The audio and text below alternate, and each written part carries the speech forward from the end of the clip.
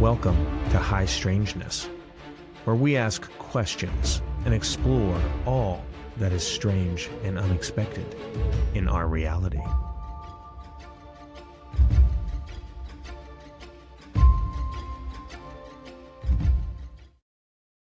Okay, welcome to High Strangeness. Today, we have got somebody very interesting on the show. Was on the show recently as well. He's a student of the UFO phenomena since the 1960s. That's like 50 plus years. Former Army combat engineer, amateur astronomer, and a member of the Illinois MUFON since 2014, and the founder of the YouTube channel Inside the Hall of Mirrors. He's with us today, and his name is Greg Cisko. Greg, how are you doing? And fill me in more, because I know your background is full of stuff, and I probably just got the tip of it. I'm doing very well. Thank you for having me. And I have been in MUFON since 2014, and I've had a lifelong interest in UFOs going back to the 60s, like you'd said. And when I was growing up, my parents would have UFO magazines laying around all the time. So I was pretty familiar with that. Eventually, I read Chariots of the Gods by Eric von Daniken in the 70s.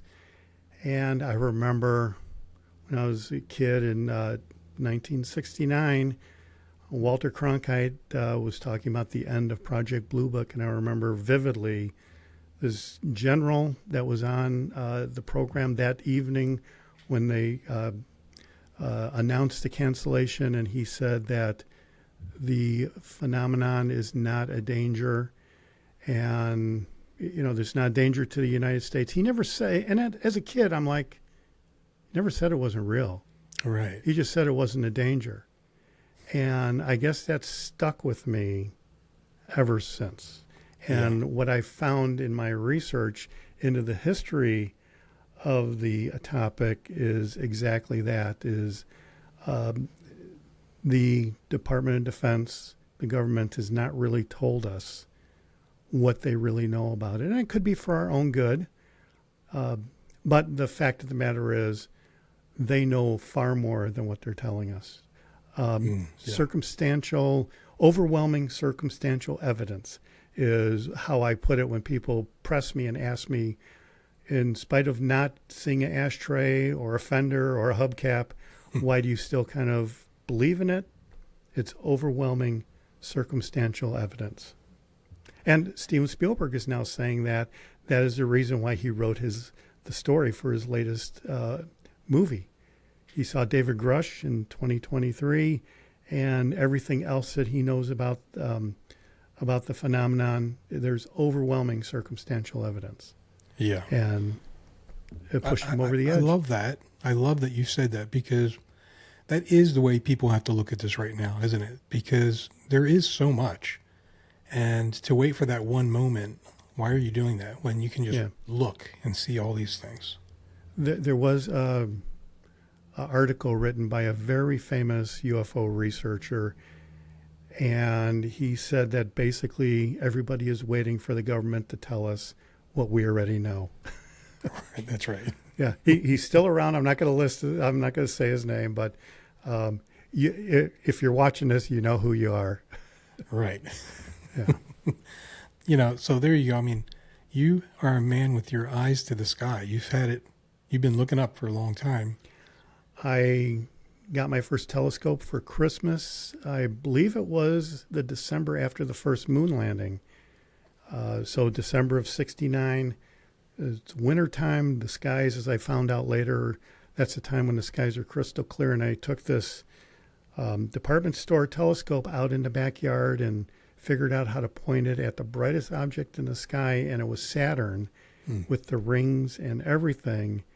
And I was shocked. And the bottom line is it's hooked me on the hobby of telescopes and astronomy to this day. And now, over the last 5 or 6 years or so, I have really focused on astrophotography, because with that, you can show your friends and family what it is you're interested in, and the cameras will bring out the color that you wouldn't necessarily see in the eyepiece. And using Photoshop and other tools to enhance those images to make them look realistic, how they should look, sort of helped me to process photos and analyze them. Because now, after 12 years in MUFON, I'm now on the MUFON photo analysis team. So we look at videos and photographs and try to determine what the little dot on the picture might be, or is it a lens flare? Is it a bird? Is it a fly? Is it Superman?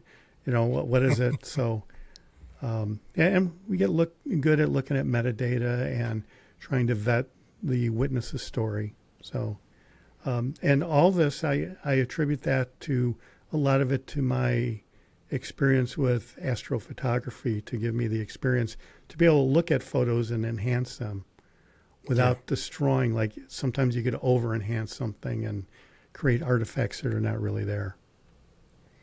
Do you find that you're getting photos from all parts of the country, so you're part of that team? Are you seeing material from anywhere in the United States? So I am mostly on the photo analysis team. Yes, we see photos all over the United States, and they can be anything from a bug coming in close to the camera and smearing the sensor so it looks like a flying saucer or a cigar-shaped thing. And it could be a bird in the background that has a silhouette that looks like something. But the best one that I have worked on, let me just tell you this little story, was at the MUFON Symposium 2 years ago.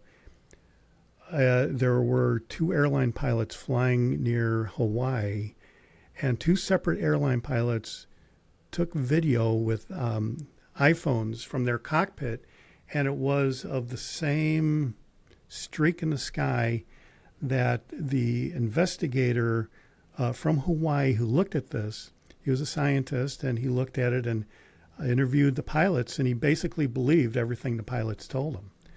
So he calculated that based on what's in the image and what the pilots told him, that is a mile-wide mothership, because the pilot said the object was 40,000 feet above the ground. So altitude was 40,000 feet. So he calculated everything out, mile-wide mothership, and it was going to be a case of the year at the symposium. So they asked the photo analysis team to take a look at this to vet what it is and triple investigate, because the photo analysis team, what we actually do is we don't look at the photo. We will actually go into the case management system and basically reinvestigate the case in question. And a lot of the investigators don't like that we're reinvestigating their investigation. And, so apparently the initial investigator here never double-checked any Starlink launches. Turns out the thing that you don't want to see happened, which was there was a Starlink launch about an hour and a half, 2 hours prior to that video being taken. And when you calculate the orbit, you can go to abovetopsecret.com and look at all the Starlink launches, and basically a Starlink launch that the investigator sort of missed and we caught on the photo analysis team. So, and I presented that finding at the symposium a couple years ago. So it was one of the first times I got to speak at a symposium.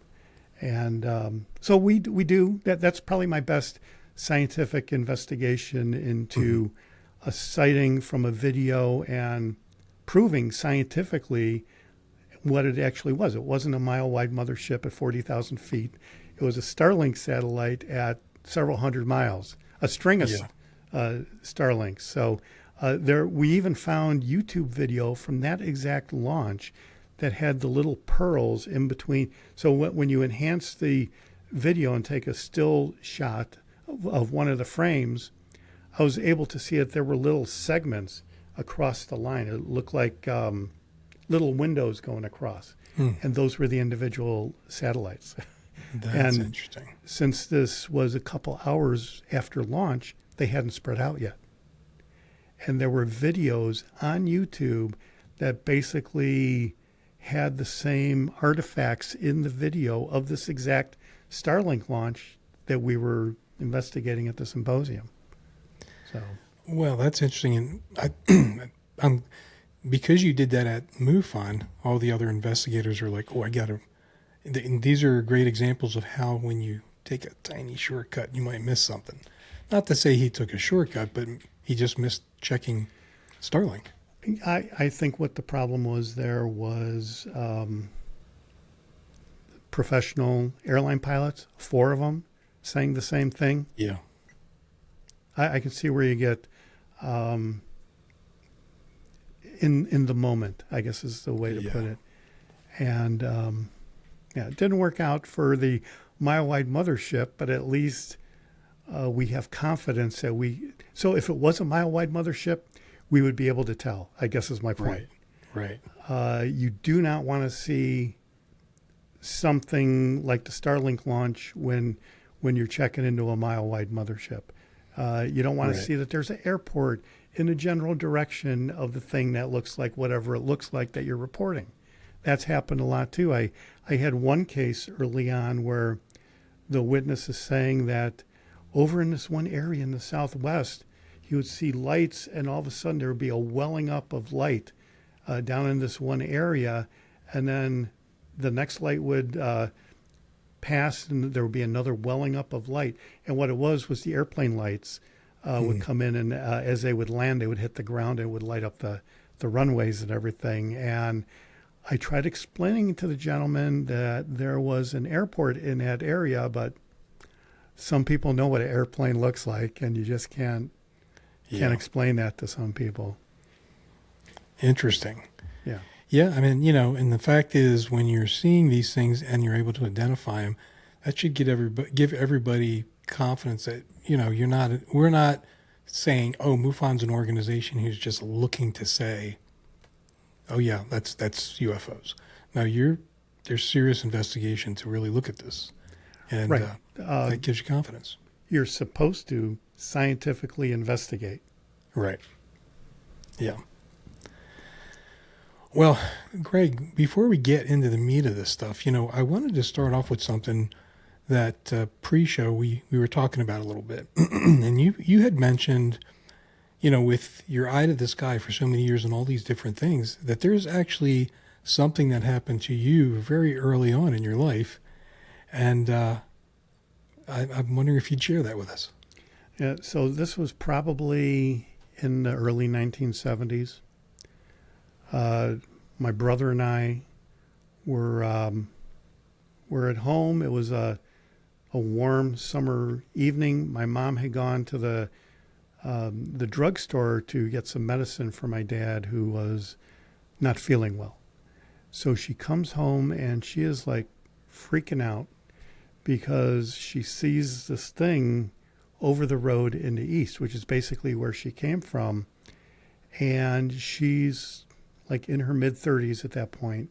My mom is still with us, but she's in her mid-90s now. So this was way long time ago. And I think it was the early 70s. I don't know the exact date, but it was when we were kids, my brother and I. And we went out, and what we saw was a giant orange rectangle with a black outline around it. And it was just like hovering over an area that I thought it was some kind of advertisement sign over where this tractor dealership was. The tractor dealership had in subsequent years been sold, and it turned into a restaurant. But at that time, it was a tractor dealership, like a John Deere dealership. And I thought it was just like a floating sign, but it really wasn't. It was just like sitting there. It wasn't really doing anything. When I personally looked at it, I thought that I don't know what it is, but whatever it is shouldn't be there, is the impression I had. And it was to the east. It was to the north of the road that we lived on. It was Route 56 in Illinois in the Chicago suburbs. And so it was a little north of that. And what got my brother and I was my mom was absolutely flipping out. And when you're a little kid, well, I don't know about little, we were like 10, 11, 12 probably. Mm-hmm. So little kid, and your mom is flipping out. That is not good. She insisted that we all go inside and we can't look outside because something bad would happen to us. But I still think I snuck outside. My brother told me eventually he did. And I remember the next morning waking up and thinking, well, we're still here. So I guess whatever that was okay. And went back over and looked at the area and it was like normal. So I don't know what happened that night, but it was a orange rectangle at like 8:30 in the evening in the summer. So it was like at dusk. So people might think, oh, maybe it was the sun or the moon rising in the east. And what you saw was like an atmospheric effect. Well, I checked that now that I'm a investigator, and I checked that with Stellarium, which is a free star planetarium program. And so the moon rises south of east in the summertime, and so whatever the object was wouldn't have been anywhere that the moon would have been at that time of year, as far as I remember. Plus the edges of whatever the object was perfect rectangle shape. It wasn't fuzzy or anything. That's what I remembered. It was like a glowing orange. So after I joined MUFON, I asked my brother, who's like a year younger than me, and he was there. We haven't talked about it since. So now, 40-something years later, 50 years later, I joined MUFON, and we started talking about it, and he kind of remembered the same thing I did, only now it had to have been the moon rise. It couldn't have been a flying saucer, UFO, or anything like that. It was like something rational. And I asked my mom about it, and she hadn't been doing necessarily that well, but physically she's like in her mid-90s. She's still with us, but at the time she was having old person issues, and memory may or may not be all that spectacular. And she had the same recall I had, and there were no questions of memory with what she saw. She said it was a craft.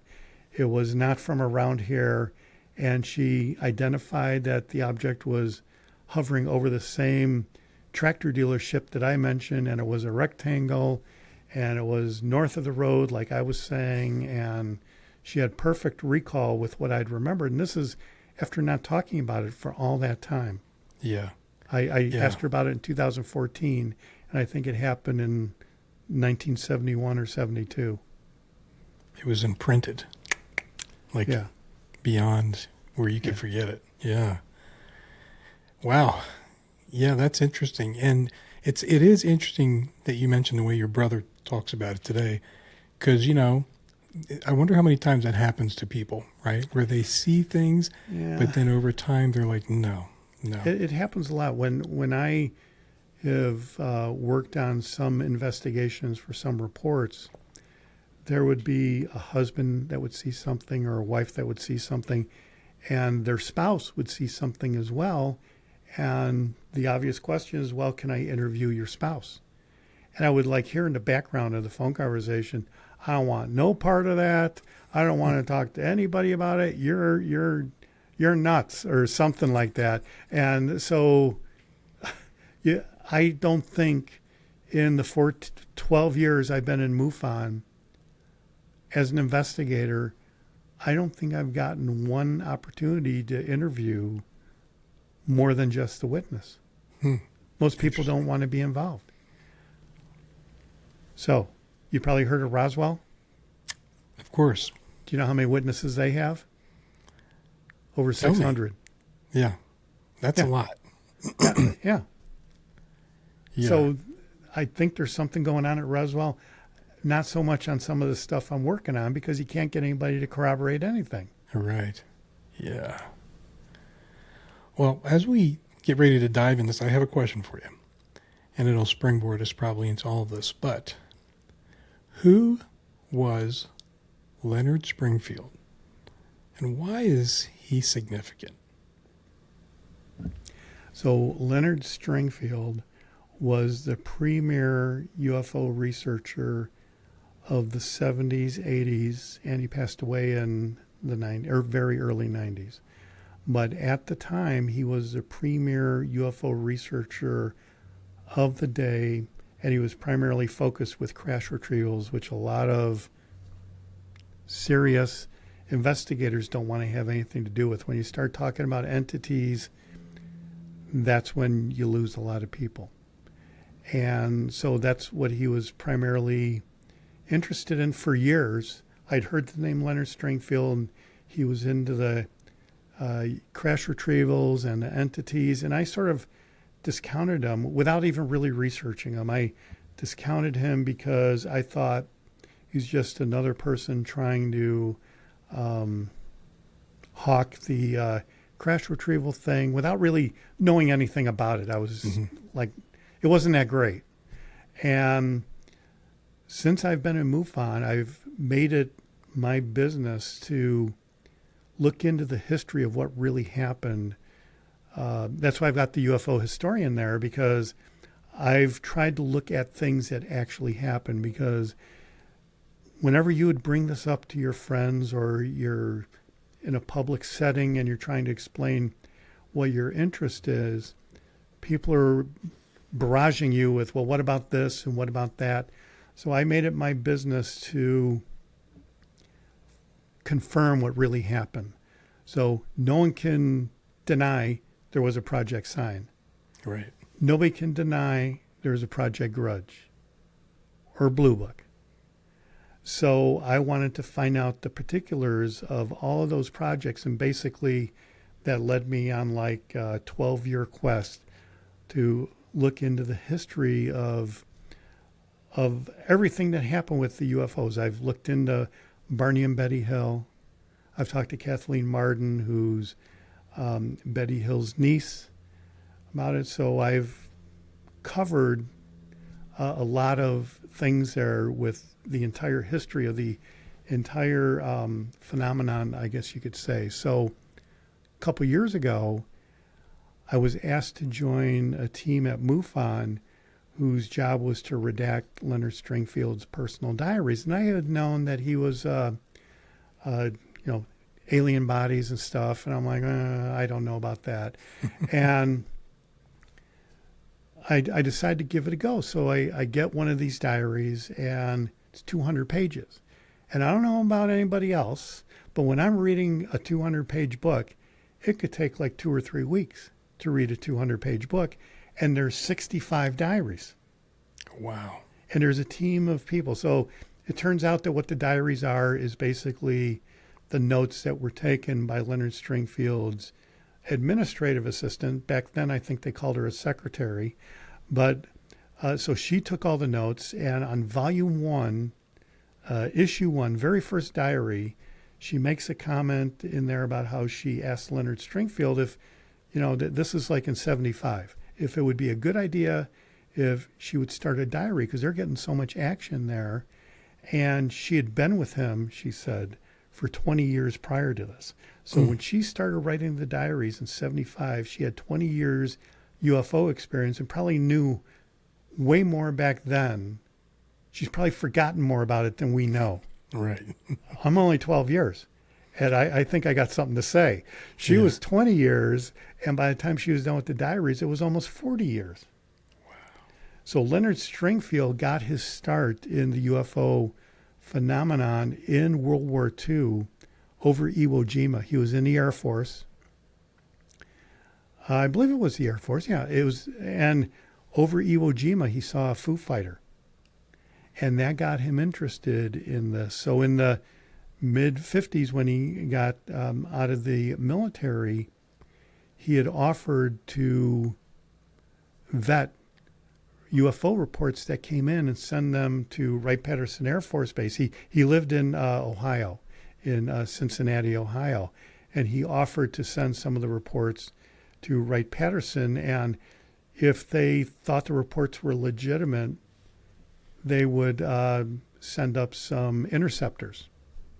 And so he actually had that sort of job, and his code name was 3.0 Blue, and that's the name of his book.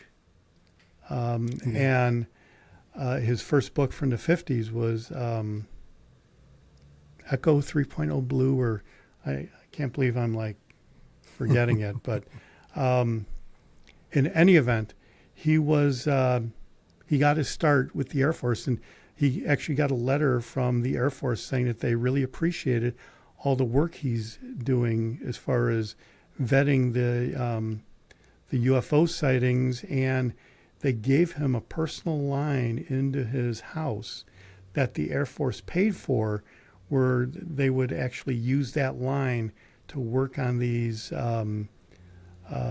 calls or these reports of UFOs that they would decide whether to send interceptors up. And eventually someone found out about it because the Air Force is paying for all of that, and it got removed immediately. But so Leonard Stringfield was looking into the UFO reports back in the 50s. He had a organization that he founded that he wrote a newsletter for. It was called CIFRO, which is a civilian people looking into UFOs or something. Yeah. I keep forgetting what CIFRO actually stands for, but I think F is flying, civilian investigation, flying, reporting, that kind of a thing. So it was CIFRO. If you do a Google on Leonard Stringfield, you probably see CIFRO mentioned. So he was also associated with MUFON at the time. And so he was getting a lot of information about the topic, and he got enough information to write a book called Situation Red. And that book was released in 1977. And he was able to get, when that book came out, he was able to get quite a number of whistleblowers coming out. He was getting some whistleblowers, I think, before the book because of his association with the Air Force. People sort of trusted him. Yeah. And so he was getting all of this information from firsthand witnesses. And these firsthand witnesses would be people still in the military. It would be doctors that allegedly performed autopsies on the beings, and general scientists in general that had looked into this. So he turned out to have connections, quite embedded connections. And so when I was asked by MUFON to redact these diaries, I started reading all of the diaries, and turns out that everybody that I had read about historically, whether it was J. Allen Hynek, Don Schmidt is mentioned in the diaries, Rich Hoffman is mentioned in the diaries, and very well-known people, Bill Moore is mentioned in the diaries. A lot of people that are famous as far as putting out newsletters at the time and associated with all these civilian UFO investigation groups, they were all interacting with Leonard Stringfield. And he, from my viewpoint, it seemed like he was more like the central hub where everybody, it was sort of like, Chicago's the center of the country, and that's where all the trains were. It seemed like Leonard Stringfield was like a central hub of communication between all of these different investigators, and he had connections with people in the legacy program, the CIA in some cases, and he refused to name his sources, famously refused to name his sources. So he really was the central hub he was way more important than I ever envisioned. He wasn't really Right. someone that was like a flim-flam man trying to sell something at a carnival. He was an actual legitimate, respected person that had many reports of crashes and descriptions of the entities and the craft that repeated over 20 years in the diaries. And these are from people that don't really know each other, and they're all reporting the same thing, the same psionic connection, same telepathy connection, and yeah, so That's amazing. yeah, so you know, we have all these whistleblowers coming out now. And last year, I gave a presentation at the 2025 symposium called Stringfield's Echo. What I found from reading the diaries, and I read every bit of publicly available Stringfield literature. So I got pretty familiar with Leonard Stringfield over the last couple of years. I still have a few diaries to go through to really complete that. But what became obvious is everything that like Lou Elizondo, Jake Barber, David Grush, and I'm even going to say Philip Corso, had written about or talked about it. You know, the first three guys, Lou Elizondo, David Grush, and Jake Barber, those are within the last couple of years. You're right. They were all repeating things that Leonard Stringfield had written about 50 years ago. It was quite astounding. And people are, when they hear about the new crash retrieval stories of today, like from David Grush, they're like, what? Crash retrieval stories? That's just like insane. Blah, blah, blah, blah, blah. And they don't even realize that this has already happened 50 years ago. Right. And somehow the legacy program was able to suck the momentum because they were getting ready to release the truth about the phenomenon in the late 70s, especially when Close Encounters came out. They thought for sure everything was going to come out. Because after Leonard Stringfield's book came out, he had a presentation at the symposium the next year in 1978, and that's when he famously started giving some information about all the alien bodies and craft that he had from his sources. And then Leonard Stringfield just exploded, and he went from like 12 sources to, I think by the time he was done, he had 50. And these were people that were legitimate from the CIA, from the legacy program, but they didn't want their name shared because, you know, you're going to be a target when you start talking about things, especially back then. You're still a target today. Yeah. That's amazing to me. And the thing is about him, I'd heard the name. I'm not really done a lot of like historical stuff other than the real superficial stuff that if you take 5 minutes you can find.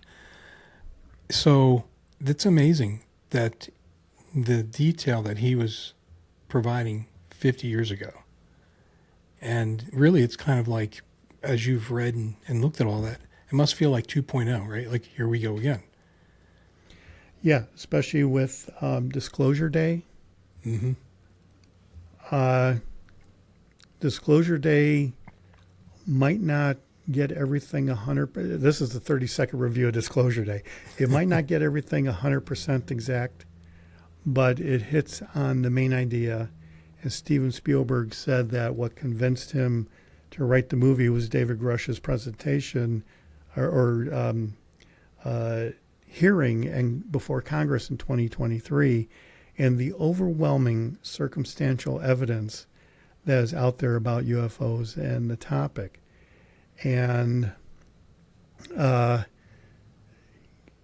I've been saying overwhelming circumstantial evidence whenever I'm pressured in whatever setting I'm in as to why I would believe in something when you don't have an ashtray or you don't have a picture of a alien or the pictures that are out there they think are hoaxes. And they might be, but a hoax would be a perfect thing that the legacy program would want you to think that a legitimate picture is if they don't want it out there. So, of course, it's going to be a hoax. That's the problem with this. It's interesting to me because as I look at what we're seeing now, and just kind of relating to the whole point you made earlier about the 70s and now, I mean, there's definitely push-pull going on right now, right? There's pulling, trying to pull the information out, and there's definitely a pushback that we're seeing, from the establishment. I can't imagine that we're going to have the same result, because of some of the things that are going on right now. Even this type of internet, YouTube talks and things like that. I mean, there's too much information to be able to shut it down like they probably could in the 70s. 70s, you had like 3 TV channels, right? Some radio stations. Mm-hmm. Today, it's a flood of information coming out. And of course, a lot of it's bad information. But there's a lot of good information coming out. Well, the interesting thing is going back to the mid-1950s when Edward Ruppelt wrote his book, The Report on Flying Saucers. And in there, he talks about how there seems to be 2 sides in the government, where one side wants the information of what's really going on with the topic released, and another side doesn't. And you've always heard about this internal struggle in the Pentagon about whether to release it or not. So famously, in December of 1948, Edward Ruppelt and J. Allen Hynek both said there was an estimate of the situation written by Project Sign after a year's work on the phenomenon. And their conclusion was that it was interplanetary spacecraft is what it was. So Hoyt Vandenberg got the estimate of the situation and basically said, no way, pull that, we're going to rewrite it, and we're going to reassign everybody in Project Sign that kind of believes that it's flying saucers, and we want people with no preconceived notion about anything. And all of a sudden, Project Sign became Project Grudge. And J. Allen Hynek and Ruppelt always said that the meaning of these programs, the names have a meaning. So Grudge is like, I think people did not appreciate the way that they were reassigned for their finding. That's interesting. Yeah, so there's always been this internal struggle. Now it's like mutated from half of them want it out, half of them don't want it out. And then you start hearing about they believe, some people believe it's angels and demons. And quite a few. You're right. And so that's become more popular, and that's like another exponential result of the initial struggle of what Ruppelt talked about in the 50s about some want it out and some don't. He never explained why, I don't think, just that there's this internal struggle. Well, if people really believe that it is evil like that, and now Lou Elizondo is famously saying that some of his managers in the Pentagon thought that you were inviting evil in to even investigate it. So I actually saw Lou Elizondo at the City Winery in Chicago last February, a year ago, February, 15 months ago. And in his book Eminent, Lou Elizondo talked about the Collins Elite, which is a cabal in the Pentagon that believe that it's evil and they don't want to investigate it. So I asked Lou if he had the name of who he thought might be the founder of the Collins Elite. Was it Joey Collins or who was it? Mm-hmm. And Mike Collins from Apollo 11 or his dad or his, I don't know. But Lou basically blew me off. Even though he had it in his book, and I asked about that because I wanted to see if this individual had ever written Leonard Stringfield, since I'm reading the Leonard Stringfield Diaries. Mm-hmm. And he blew me off immediately. I asked a couple more questions about something that people may or may not know about, which is Project Blue Book or Project Grudge Special Report 13, which, 1 through 12 is on theblackvault.com. Mm-hmm. Special Report 14 has been out there as well. Well, where's 13? Well, Right. Leonard Stringfield had a pretty extensive description of what Report 13 is in one of his diaries. And so I asked You're going to Lou. have to tell us now. Go ahead. Sorry. That could be like another hour, actually. Yeah. But I could probably briefly sum it up, I guess. But Lou basically blew that off. He wanted like no part of the question. So after questions and answers, so Lou gave like a 40-minute presentation. Then he took questions and answers for like 15 minutes. Then the last part was the book signing. So if you brought Eminent, he would sign your book. So I'm standing in line, watching everybody go before me, and Lou's bodyguard was the guy that was taking everyone's pictures. He would take your camera and take the picture for Lou, of Lou. And so you go up and shake Lou's hand, put your arm around him, get your picture taken, and you were out. And that's basically what he was doing to everybody before me. So I get up there, and all of a sudden, he signs my book and he shakes my hand. And he doesn't just shake my hand like he did with these other guys. He does the Bill Clinton double clutch where he like grabs my elbow and he like looks me straight in the eyes and says, "Now you have a safe ride home, okay?" And I'm like, brother. "Yeah, yeah, I would have been like, wait, what? yeah." So I'm like, "Aha, I got you." Yeah. So that's why I was a little surprised when about a month ago or so, Lou had like a little motorcycle situation. And I actually made a Hall of Mirrors video about that. And at the end of the video, I'm talking about the fact that Disclosure Day had that deer in the trailer. And then after seeing the movie, the deer was in there. And now, after seeing the movie, I'm going to claim, you can be the first one to put this out there on YouTube, I'm going to claim Lou Elizondo thought that he saw a deer on the highway and they were remote viewing him, making him think he was seeing a deer. Yeah. Yeah. Jeez. Yeah. You have to admit, if Lou didn't make it on that one, everybody, Yeah. the internet would go crazy with the Majestic 12 did him in. Right. Right. Greg, what do you think of Lou Elizondo? There's a lot of people that completely go two different directions with him. Yeah. It's interesting. I'm just curious if you have any thoughts. Well, what I can say is, like some of these other people, I've actually met him, shook his hand. I've got my picture taken with him. You can't take that away. That actually happened. And it seems like he did give a lot of information out. He apparently knows far more than what he's saying because he wants to keep his security clearance. Yeah. And in September, where they had this impromptu congressional get together with Eric Davis, and the audio was like really terrible. Well, if you go to the Hall of Mirrors YouTube channel, you'll see by far my best video as far as views goes. And it is clips that I made of that meeting where Eric Davis is talking about the different alien types. And he's talking about hyperdrive and things like that. And he's basically saying that there is a there. He's a scientist who's investigated the phenomenon for Bigelow, I guess. But Lou egged him on to get Eric Davis to talk about this stuff.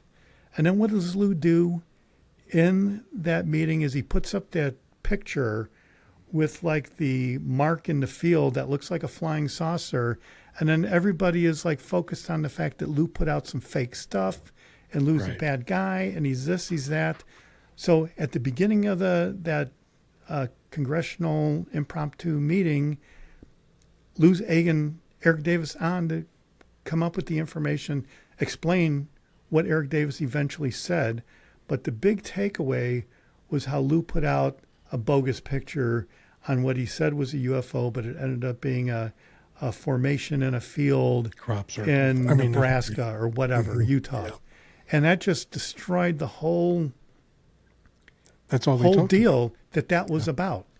So that's why I made the clippings that I made of those two videos. And one video had like close to 60,000 views for a channel with 1,500 subscribers. And I didn't put any commentary on it. I tried to clean up the audio as best I could, which is still terrible. But there's a couple videos there with an astounding number of views. And so, I guess Lou was in military intelligence. Was it counterintelligence? At one point, I was wondering whether he worked for the same OSI organization that Richard Doty worked for. That would be a bit of a red flag. And I think Well, they seem to know each other, too. Yeah. Which is Not interesting. they all know each other when you're that big time. But have you ever seen the TV show Unidentified? Where Lou is the host of that show. I think at the end of either the first season or second season, they start asking Lou about him being military intelligence and counterintelligence. And when you're counterintelligence, you don't even know what you get. And that's kind of like not great on Lou for the counterintelligence or military intelligence, especially when those are the guys that are trying to keep the truth clamped down. Yeah. So there's, the funny thing I mentioned about that one conference, after he wrote the book Eminent, I would expect that any interview he said, he wouldn't necessarily be hemming and hawing anymore, because the big blockbuster in Eminent was TRW, I believe it was, developed a headset transceiver, which Philip Corso talked about. A headset transceiver is about the only object that they found on board a flying saucer. And he starts talking about the neurological connection between the aliens and the flying saucer, and that's why they can't backwards engineer it, and how they made a mistake by not focusing more on the aliens when they were trying to backwards engineer it. When the aliens pass, you kind of don't have those guys anymore.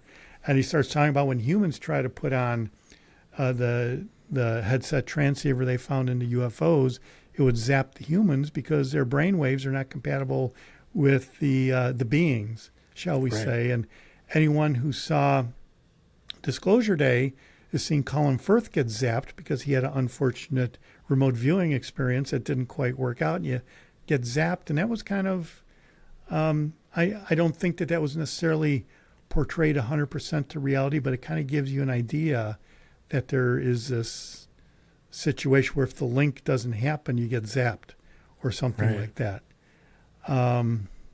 So in general, I think what Lou's done is good. Yeah. He was, one of the first guys out there. If obviously we ever really find out for sure in a confirmed way that he was a plant like Richard Doty, misinformation, disinformation, just steering things in the wrong direction, that wouldn't be good. Chris Mellon, I kind of think he's legit. Yeah. I kind of think he thinks Lou's legit. I think David Grush is legit. They seem to be pals. I think Jake Barber is legit. The story, are you familiar with Jake Barber's News Nation interview? Yes. Okay, so the craft themselves are sentient, Right. but the beings inside are not. That's interesting. So are you sitting down? Do it. When I'm reading the Stringfield literature, I ran into multiples of reports of UFO crashes with entities that, as far as I could tell, haven't been injured, but they're dead. And they can't figure out why they're dead. Well, if the craft is sentient and the beings are not, and the craft crashed and the craft is essentially dead. Right. And most people just don't even know about that one, and don't even want to know about that, because that would be, like Nick Pope said, too terrible to tell. So, yeah. It does take a bit of a paradigm shift to think of it that way, doesn't it? Like people, they just don't naturally, they're not thinking about the ship at all. Yeah. Which is interesting because you hear people like Lazar saying, I'm interested in the tech. But if the tech's alive or the tech has some sentience to it, that changes really everything. Well, it sort of was alive if you listen to him talk about what happened when he went inside the craft. Yeah. He's like, I'm not supposed to be in here. So what is that? Right. How do you get that thought in your head? But that's what he said. And I think it was Joe Rogan or some other, or maybe his documentary that he did with Jeremy Corbell.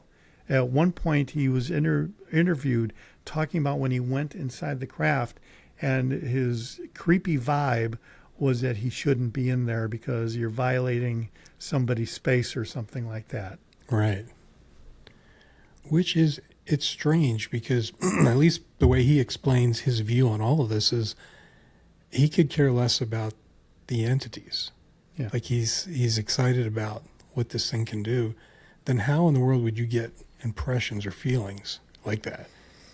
It's not somebody who gets spooked out because they spook themselves out, right? Yeah. No, he doesn't think that way. So getting back to Jake Barber. So you know the story he told where they have psionics connecting to the craft to call them in and quote unquote invite them to land. Right. And if they don't land, they basically get blasted by some kind of technological device, and then they harvest the technology, and in some cases he called it a gift.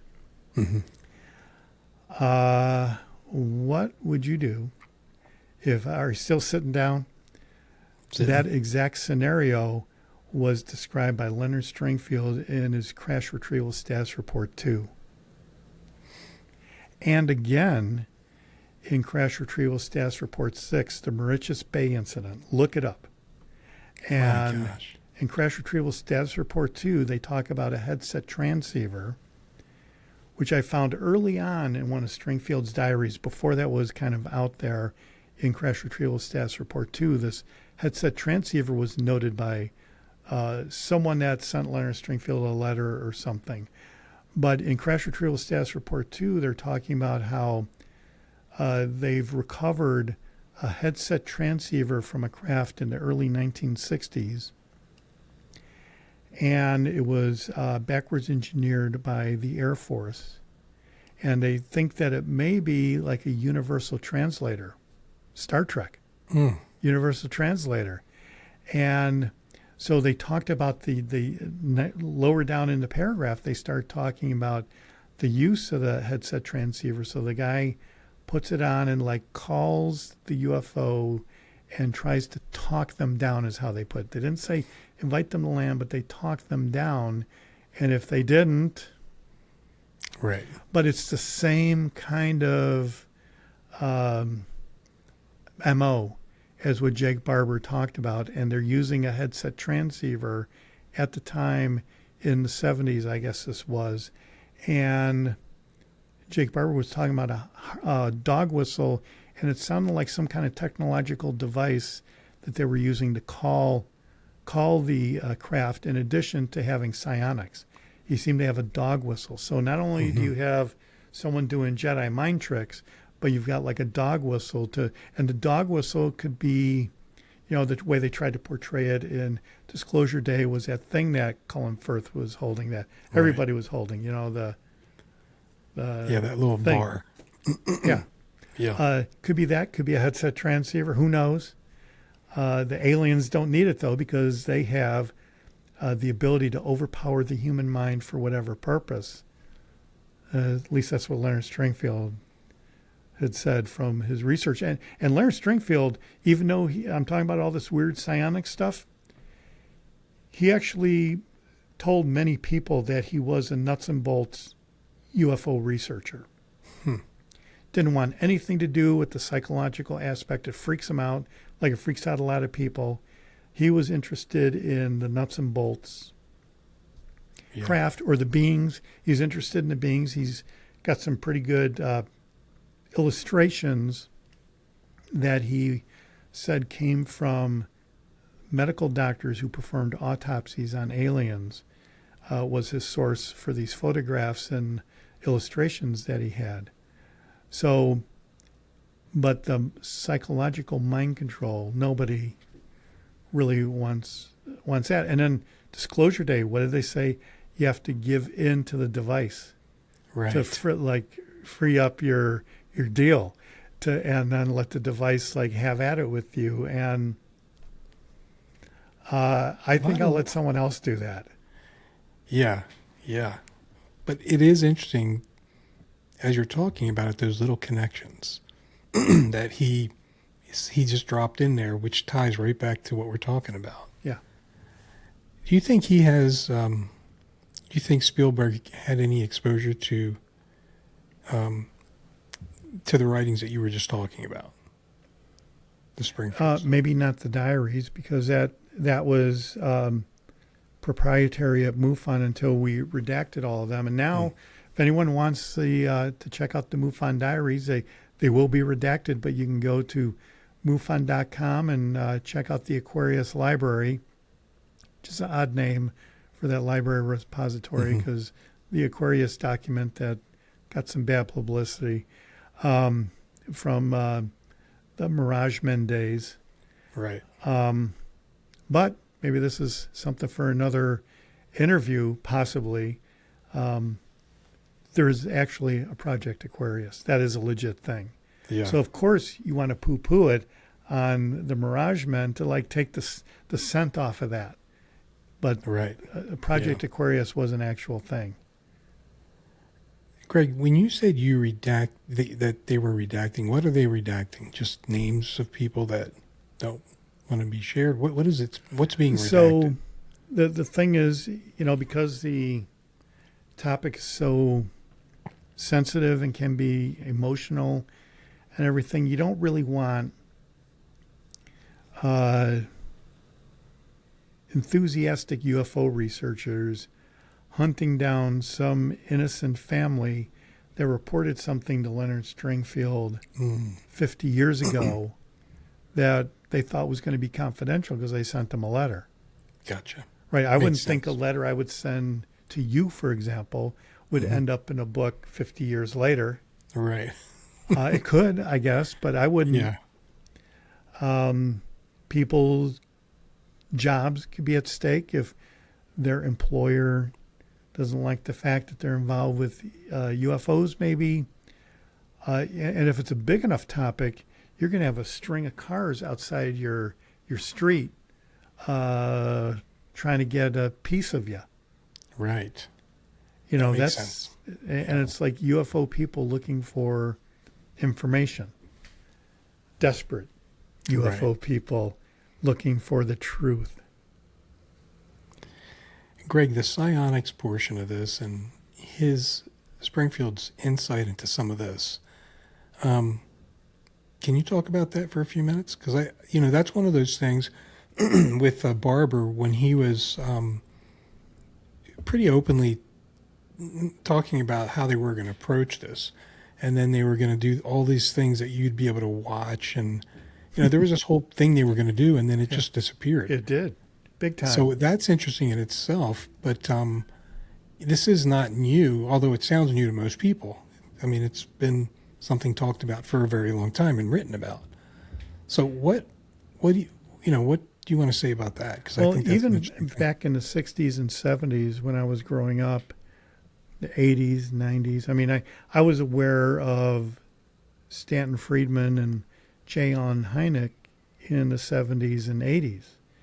Before I joined MUFON or started seriously researching this, I knew who they were because I kind of kept my my ear to the UFO topic, you might say. And from what little I did read at the time, there was always this notion that people were who would be abducted, for example, or had proximity to the entities, the entities would communicate with them telepathically. That was like no big shocker and nothing new.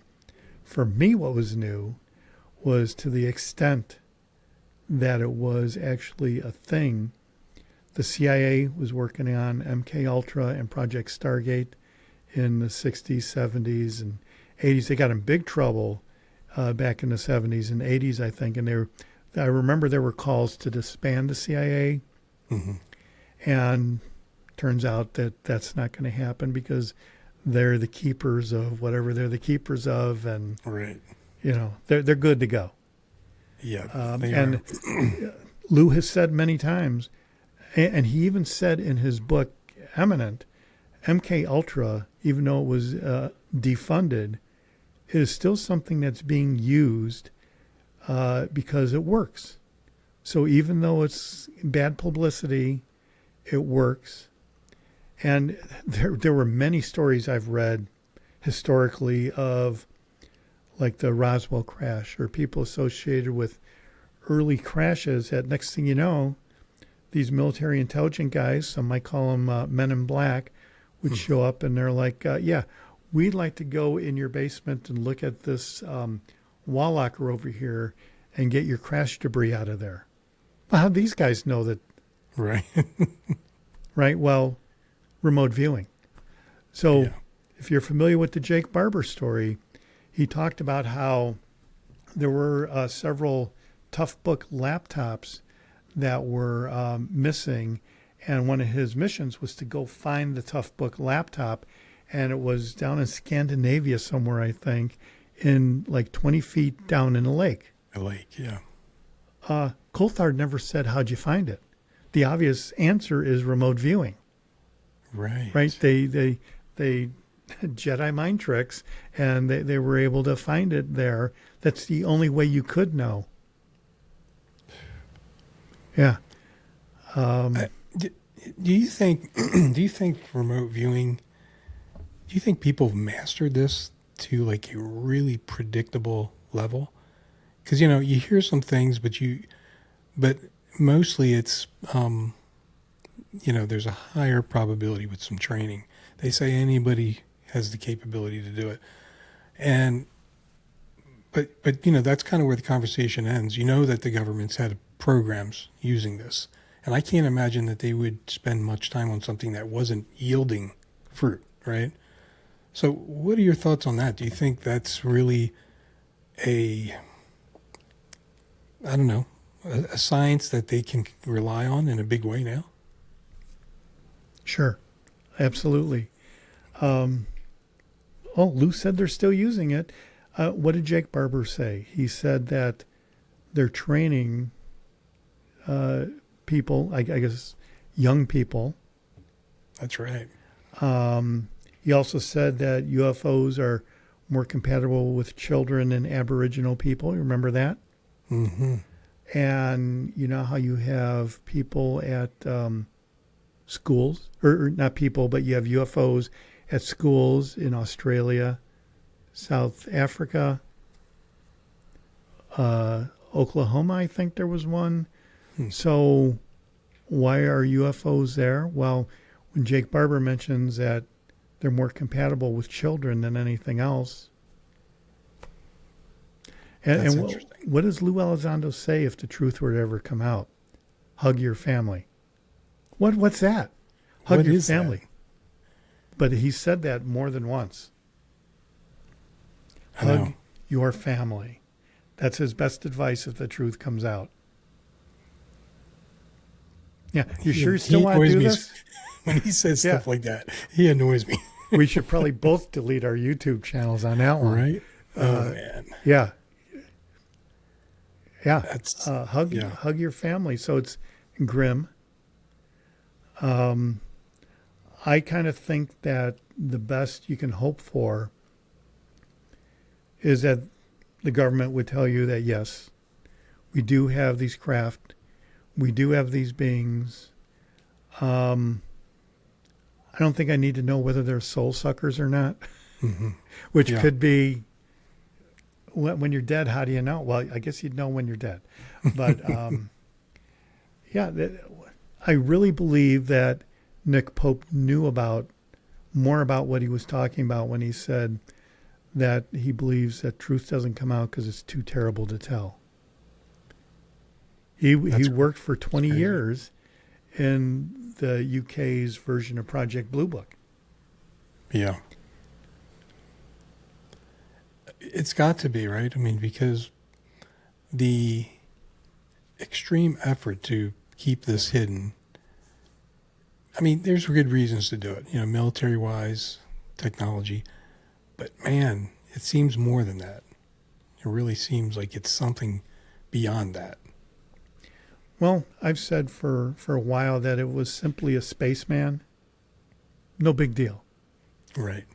Right. Even if it's a spaceman with a little box where he could turn you into a cube of chemicals, like on that one Star Trek episode where those guys from Andromeda come in and they were zapping crew members. Of course, the guys that wore the red shirt, the ones that got zapped, but they would basically turn them into a condensed version of whatever chemicals are in a human body. Mm-hmm. So even a guy like that wouldn't be great, but I think that still wouldn't be too terrible to tell if they had that capability. If it's a creature that for all practical purposes is like a raccoon or any kind of other animal that we have, everyone has ants in their backyard. We're not bothering them. They're not bothering us. Right. Everything is cool. Right. When an ant comes into our house, we nuke it pretty fast. Right. I wonder, I was going to say suspect, but I wonder whether it's kind of the same thing where they have been here, whatever it is has been here for a very long time. We don't really know about them, so we're not dwelling on it. We're getting along. But if you do become aware of it,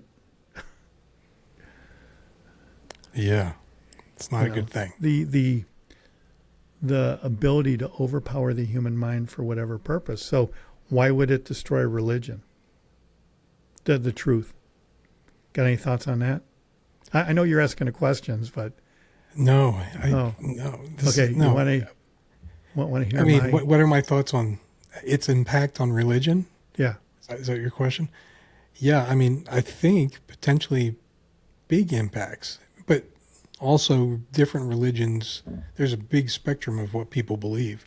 There's some religions might be fine, but if people are getting their mind controlled, then that's beyond religion. That's effective and scary in every aspect of humanity. How about, so why would it destroy religion? If it's a spaceman, why would that destroy religion? Well, to me, some religions it wouldn't. Some it would. You mean like Christianity? Because Jesus died for some us? Christian faiths believe that we're not just the only ones. Some believe that it's only humans here on this planet. It would be a problem for those, for sure. Yeah. How about if they do have the ability to overpower the human mind, that when you pray, they intercept your prayers? That would wipe everything out, right? Catch it out of here. We're done. Yeah, it's a mic drop moment. Yeah. I'm sure that is the wackiest thing I've said tonight, and it's nothing to it, but I don't know what else it could be. But Greg, if they're speaking into your mind, who's to say they can't take out of your mind or alter what's going on in your mind? So where you're going, it's not as strange as it might seem. What I always wonder about is when you hear stories of someone that like shot up a mall or something like that, or had some kind of violent interaction, and then they're interviewing the person's family and neighbors, and well, this was like Harvey Milquetoast, nicest guy in the world. This is not him, and what happened to the guy? Right. That I've wondered before, because I do believe that there's instances where people, it's like something takes them over, for sure, reprograms them. It's scary when you think about it. All all good reasons why they won't tell us about it on the evening news. Man, what are we going to find out if we find out, right? Yeah. Yeah. Greg, what is your favorite or most unexpected bit of information you got when you did some digging into Leonard Stringfield? And of course, you've done it for a while now, but I mean, in the beginning, maybe early on, was there something that you saw and you were like, "Whoa"?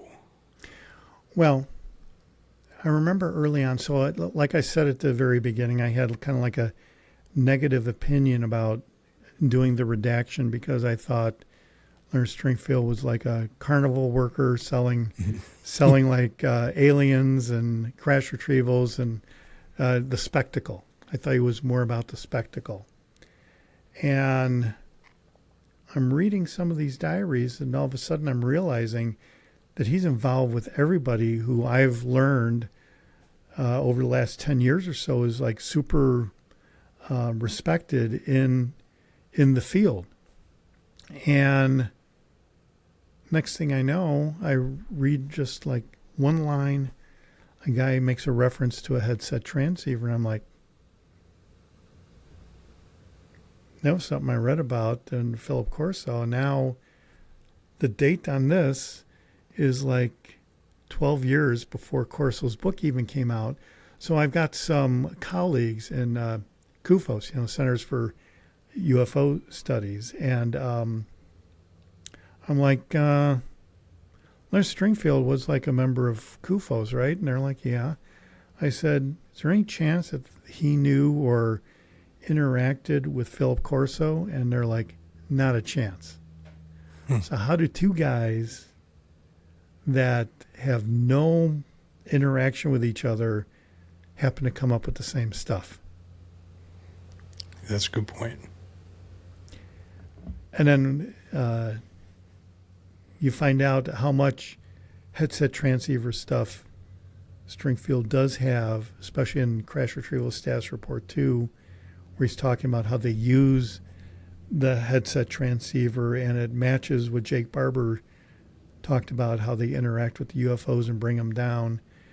I would say the stuff on Project Blue Book Report 13, there's a very detailed account of that, as well as a very detailed account about what Aquarius actually is. If you look at some of the recent Eric Davis interviews that he's given within the last couple months, he does mention that Aquarius is a real, that's the name of the real project, is Aquarius. And here they tried to like poo-poo that on the Mirageman thing, where they tried to set up Linda Moulton Howe with, like, they showed her some document, which I've tried to ask a couple very well-known UFO researchers exactly what document that was that they showed her. And I didn't want to like try to hunt down Linda Moulton Howe and ask her about that. But I think at one point the best information I have is it was the Eisenhower briefing memo. So, yeah, but apparently Project Aquarius is a real thing.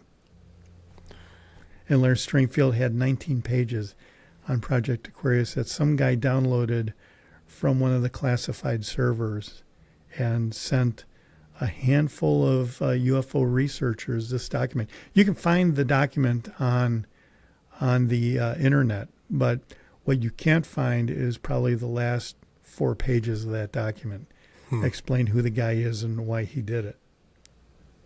Interesting. But yeah. We may need to talk about that one of these days.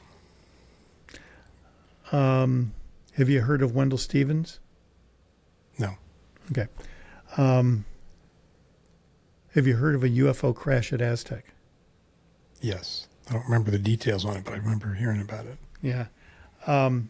They mistook that, or the allegation is from the Roswell incident that they mistook the UFO crash at Aztec for the Roswell crash because the stories were so similar.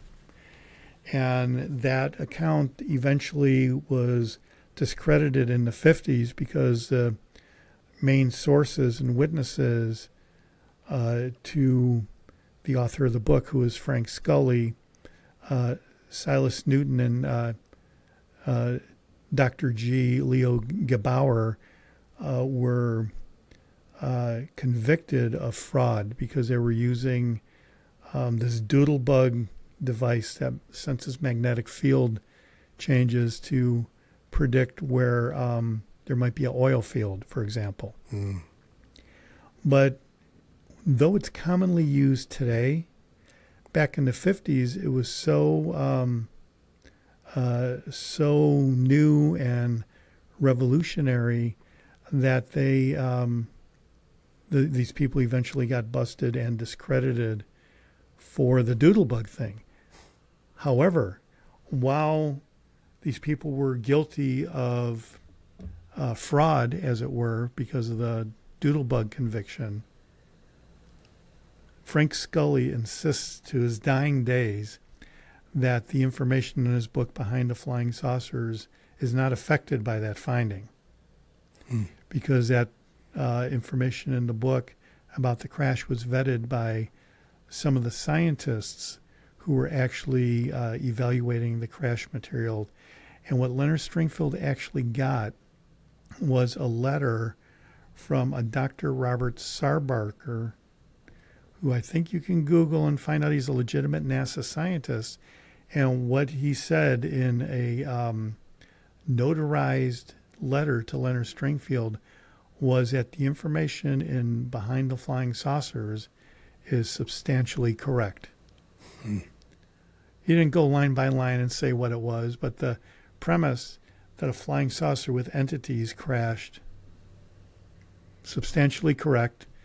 The fact that it's got metamaterials that built the craft, there were these beings on board, the propulsion system, that there's no moving part, substantially correct.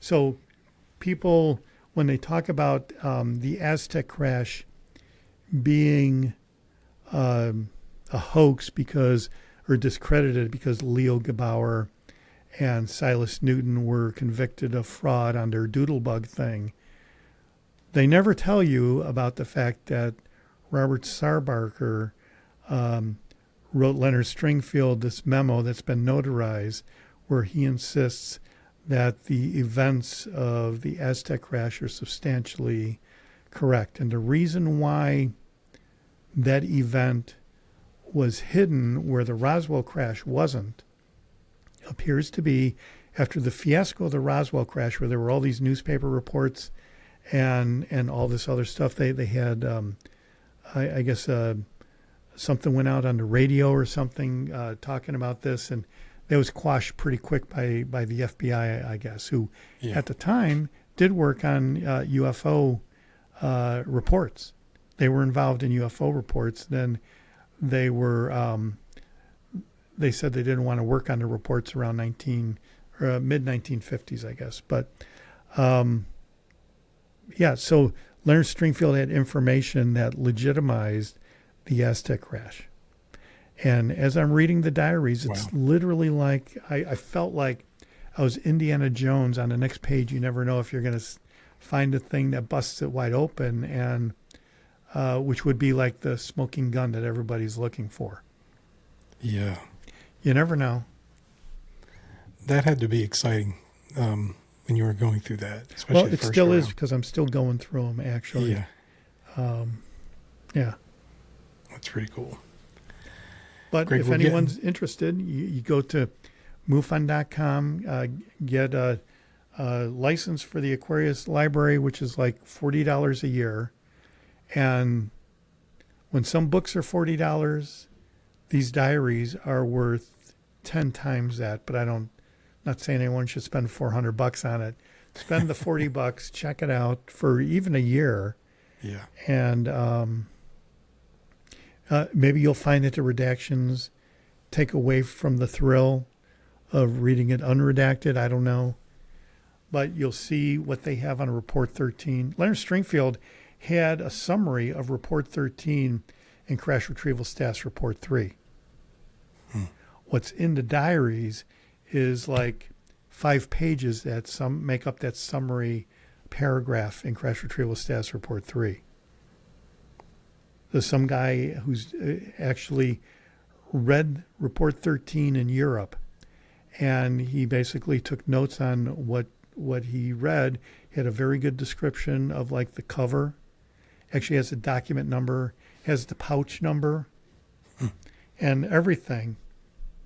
And he ended up making a couple cassette tapes where he talked about what he remembered about that experience. And those 2 cassette tapes were transcribed in handwritten letters, and that's what Leonard Stringfield had. Amazing. Greg, question for you real quick. You've had a chance to dive in some of those old writings, diaries. Do you think, I mean, history is very important, you know, and on your thing right there it says UFO historian. So maybe you're feeling that way already, but I'm wondering, should people spend a lot more time looking back at some of these older accounts, writings, and things from people, and find out that maybe the things that we're getting excited about now has really just already been out there? It wouldn't hurt. I can see where a lot of people now might not want to spend a lot of time on this.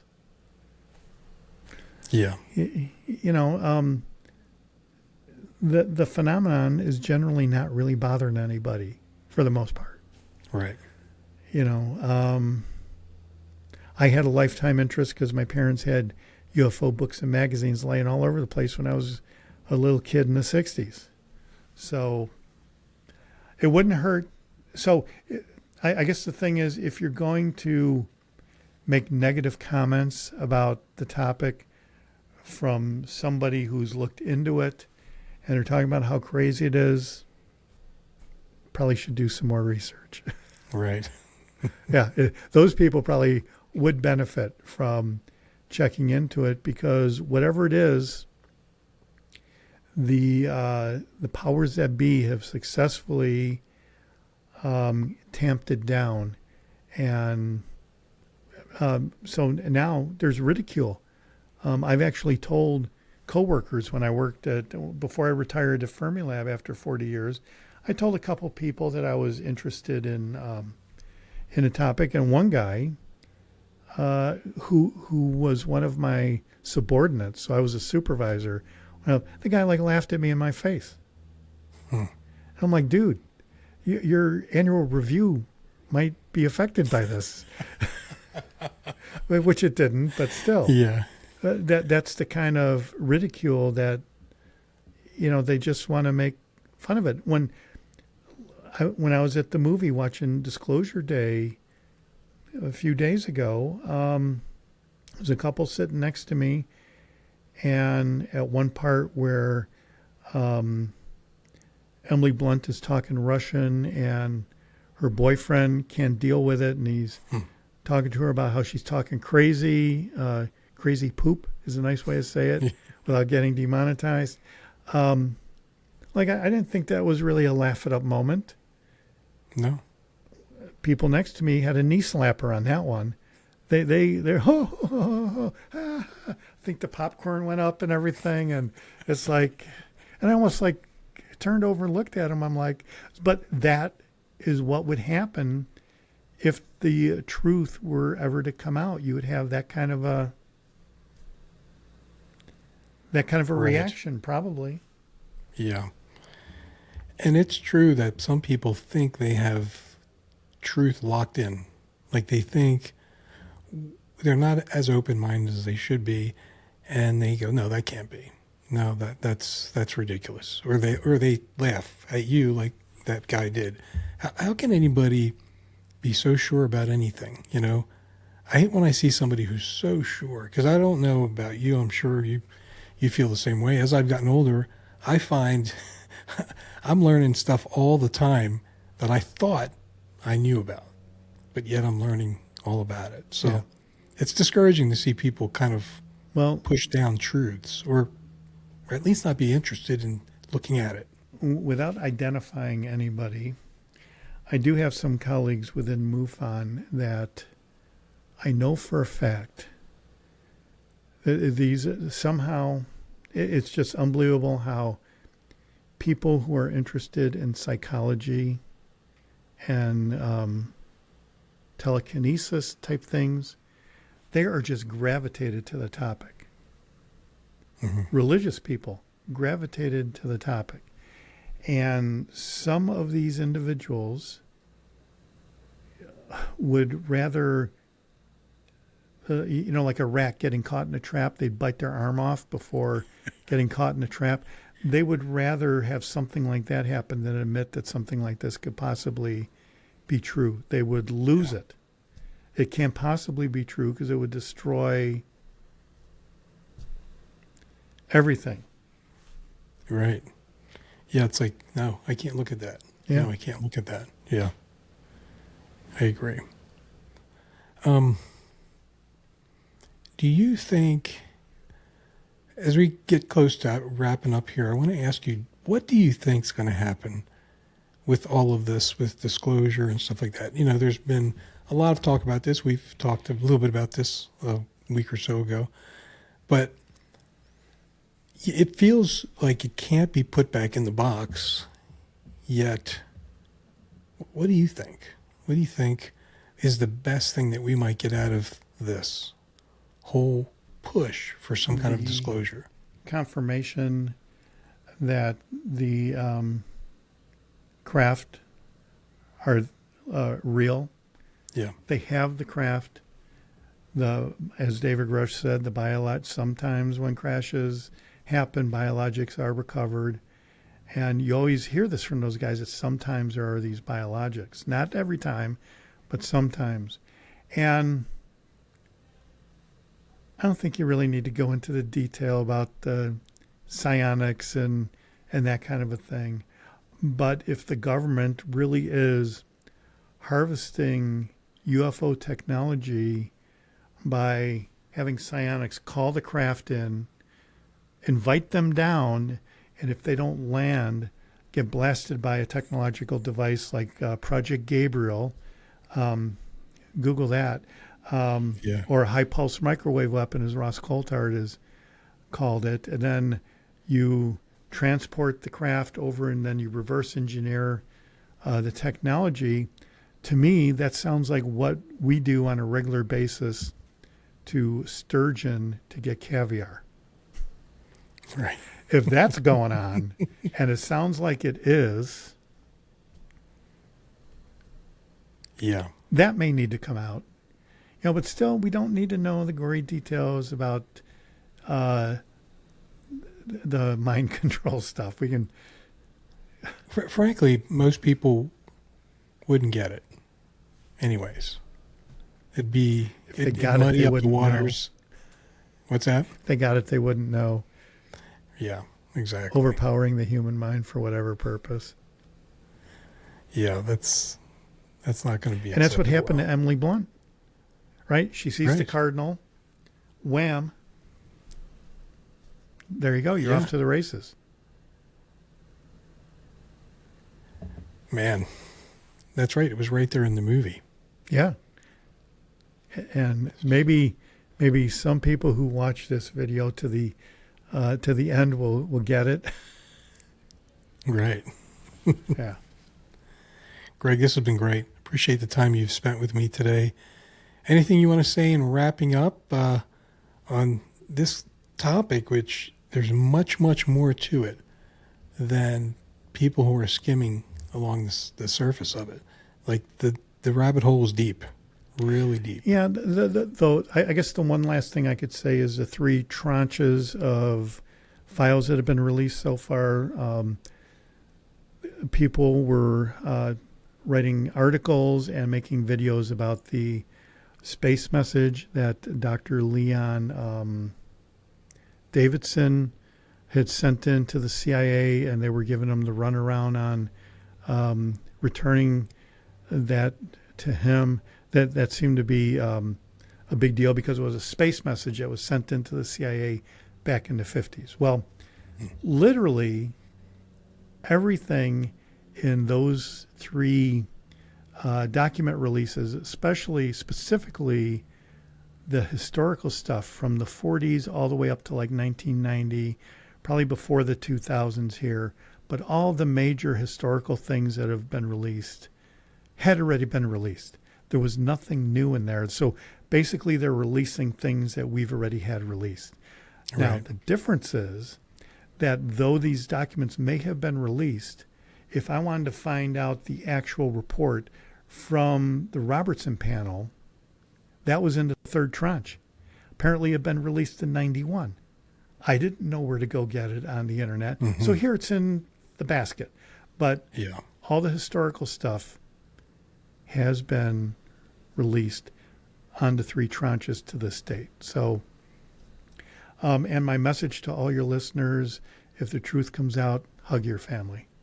That's right. Yeah, I'll steal one from Lou there. On that. That's right. So hug your those family. kids. Mm-hmm. Yeah. Greg, tell us about your show, your YouTube channel, So and people yeah. can catch that because you've got good stuff on there. Yeah, so Inside the Hall of Mirrors gets its name from the subtitle of Leonard Stringfield's last status report. And I have this small YouTube channel. It's got 1,500 subscribers. It was primarily an astronomy channel that I sort of converted to a UFO channel. And I do post most of the Hall of Mirrors videos there, but really where you will see the Hall of Mirrors videos first, if I can, is on the official MUFON channel. So if I post the videos on the Hall of Mirrors, I'll get like 100 or 200 views. If I post it on the official MUFON channel, my Jackie Gleason video, for example, was posted on the official MUFON channel, and that has over 1,000 views already. Wow. I also did one on the fact that the Majestic 12 was mentioned in the Age of Disclosure, and I refer to a couple of Stringfield documents in there. So each of the episodes of the Hall of Mirrors kind of has a little snippet of something I got out of the Stringfield Diaries that is like enlightening regarding the Hall of Mirrors. Like, the Hall of Mirrors is where they're trying to hide the truth. So no one knows what's going on because it's all a jumble. So I'm trying to enlighten the truth within the Hall of Mirrors. Big thing seems to be that the CIA has been keeping everything hidden for quite a while.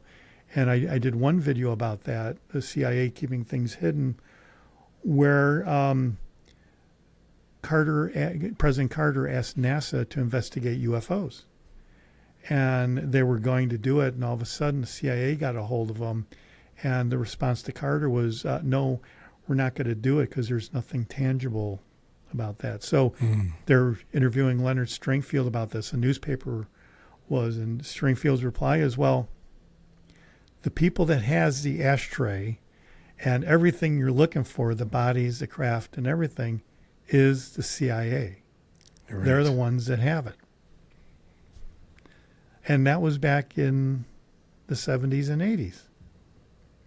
So it's things like that that I try to talk about in the Hall of Mirrors. The big one was the Jackie Gleason video that was mentioned within Disclosure Day. And I was minding my own business, reading one of the Stringfield Diaries, and I run across this National Enquirer article, and it was the Jackie Gleason story. And I've heard the story for years. I didn't know what the origin was, but they never tell you it was a National Enquirer story. So my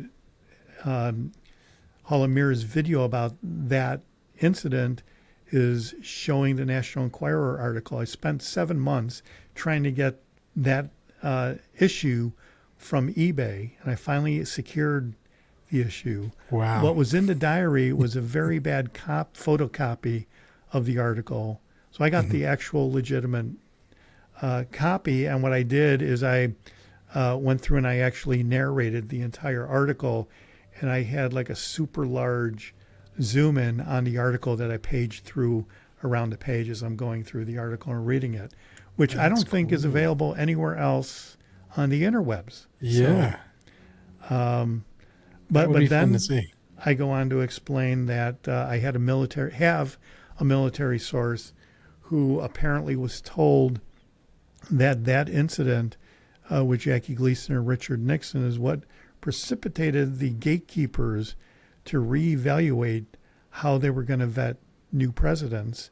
And that's why presidents are not read into the UFO topic 100%, allegedly. Yeah. I think you may have heard, a lot of people have heard the stories out there that Jimmy Carter was never read in to UFO phenomena. And they thought that maybe it was because he saw a UFO and they weren't going to fill him in on that. Now I do wonder whether it's because he was really the next president after Nixon.